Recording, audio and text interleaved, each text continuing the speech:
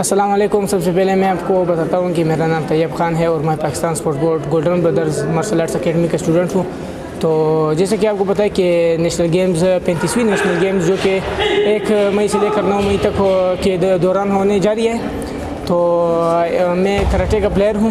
تو ہمارے ٹرائلز ہو چکے ہیں. تو الحمدللہ میں بلوچستان کی طرف سے سلیکٹ ہو چکا ہوں. تو مجھے اس دفعہ یہ امید ہے کہ میں انشاءاللہ بلوچستان کے نام روشن کروں گا اور میں انشاءاللہ بلوچستان کو گولڈ میڈل دوں گا.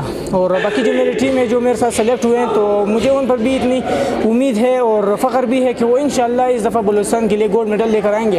کیونکہ آپ کو جیسے پتہ ہے کہ بلوچستان میں بہت زیادہ ٹیلنٹ ہے ماشاءاللہ سے.